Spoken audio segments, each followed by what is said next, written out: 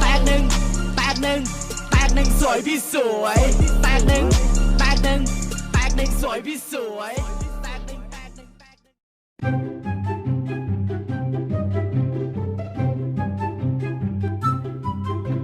ไซว่าฮายาโตใจฮ้อนอยากได้แล้วอยากได้ถามว่าโดนแล้วฮายาโตนี่อยู่ไสเขียวมาพี่ไว้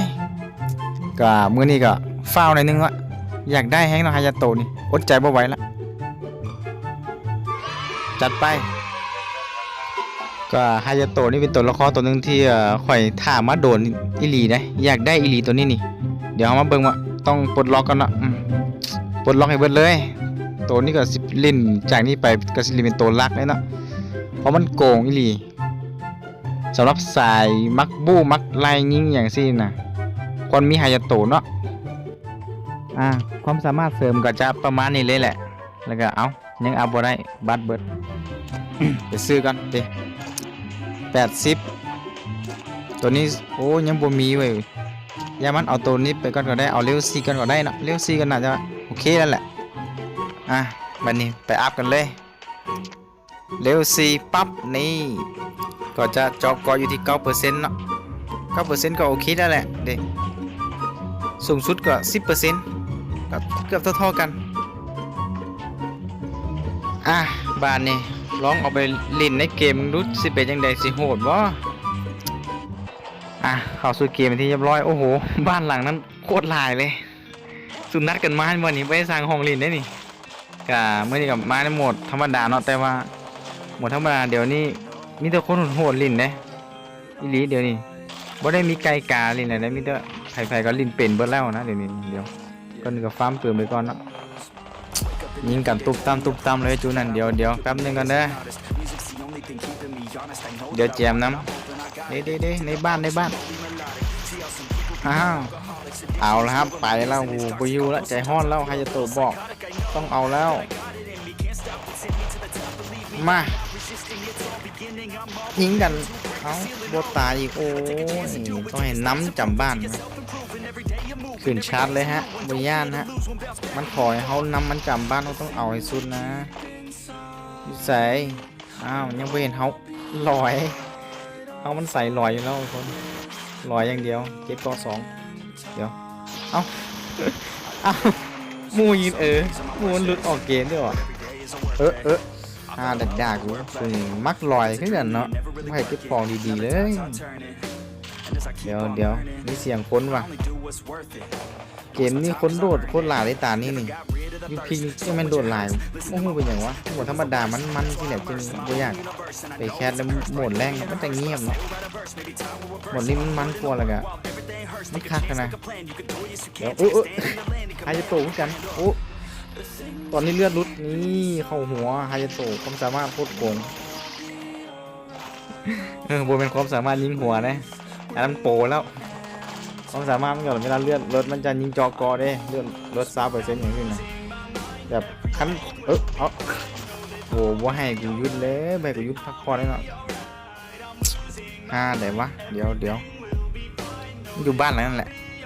ล็อกหัวมันก่อนเอาหัวออกมาแตกไอ้ควายก็น่าจะมีคนนั่นแหละอัพก้อนเลยมีคนนั่นแหละเบิร์ดละมันฆ่ากันเองเบิร์ดนะได้แต่4 คิว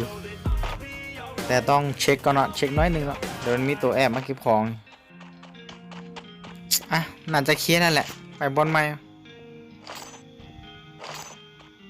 หมอหามาเหยียบกับระเบิดหมูอยู่ใส่ว่าแถวนี้ที่บอกเฮ้ยเด็ดตีเดียวกันไหมบอตีเดียวกันล้ม1อีกตัว1ล้ม2แตกไปซะเข้าหัวตั้งแต่เรียนฮายาโตะมาในยิงหัวรัวๆเลยอีกตัวนึงมาดิวัดไปเลยเลือดลดนี่ขอบใจที่เลือดลดเนาะหมดแล้วเขาก็ฟาร์มชิวๆคลิกหน้าจะบ่มีคนนั่นแหละคนกับเบิร์ดพอดีนั่นแหละ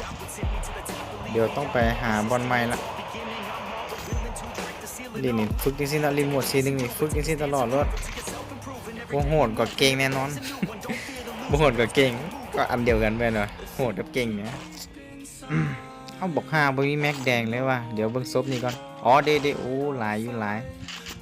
ไป หาบอลไม้กันมาขึ้นมาเขามาคนเดียวเขาต้องดักนี่สิเนาะลิ่นพยายามลิ่นบอลแคบๆตลอดเลยจะโบไปบอลแบบโล่งๆเนาะ เอาบอกว่าบดใจบดขึ้นมามันยิงน้ำตัวอื่นยังลุมมันแหละมีตีอื่นมาเสือกเดียวอ้อมฟังนี่ก่อนบอกมันตั้งไอวอลว่ะฟังเดี๋ยววะฟังนี่ก็บ่ได้โอ้สูงยิงไก่เสียคือว่าเห็นคนเลยวะเห็นในเป้าเนี่ยใส่เสียงย่างมีเสียงย่างใส่วะใส่วะโมแมนอยู่พุ่นโอ้ดิอ้าวเจ็บแล้วเอาต้องเอาแล้วฮะต้องเอาให้ได้ฮะมันจักโตโบฮูแต่ที่ฮูสิเอามึงเอายิงโบออกเอาโอ้ยเกือบอ้าวเป็นสิตลอดเลยกดยิงบอติดนะฮะ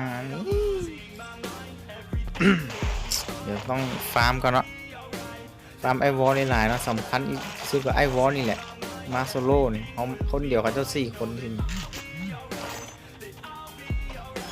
เดี๋ยวล่อไป10 คิวแล้วนะจังหวะนี้เดี๋ยวเลยอีก10 โตเลยอีก9 โตได้ทั้งหน้ามีมา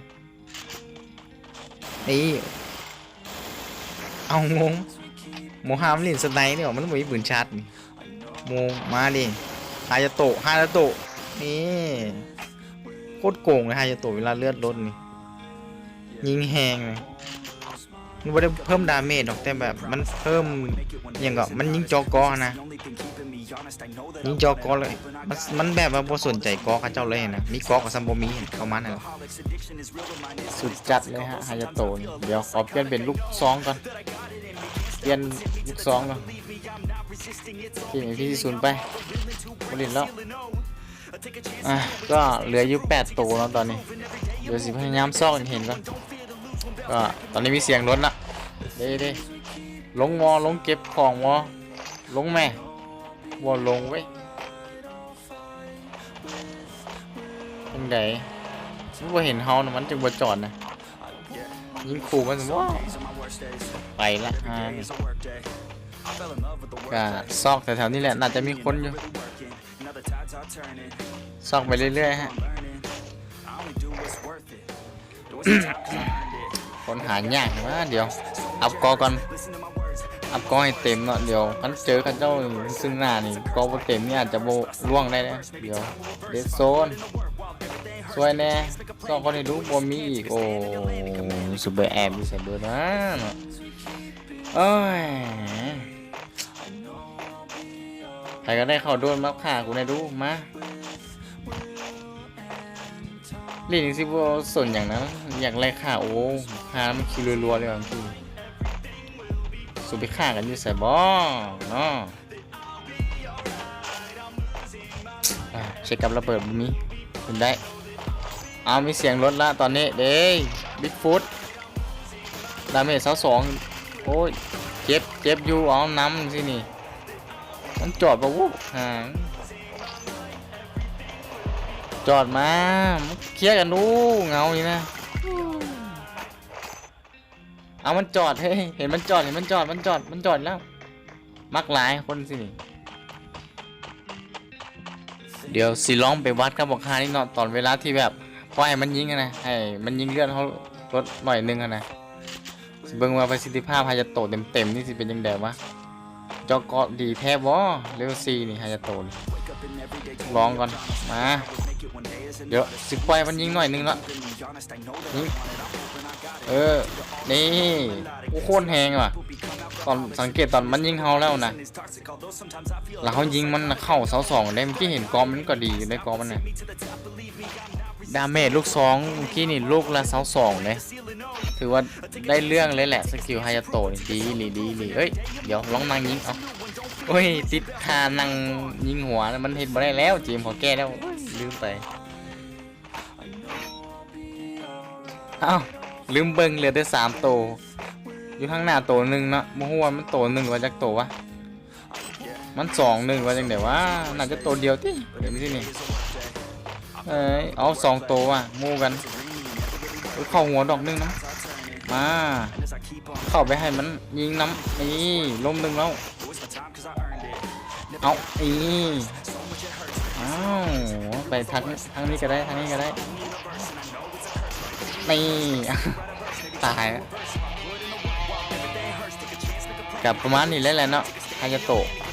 ถือว่าได้เรื่องเลยแหละก็จบกันไปแล้วนะก็ขอบ๊ายบายไปก่อนเด้อ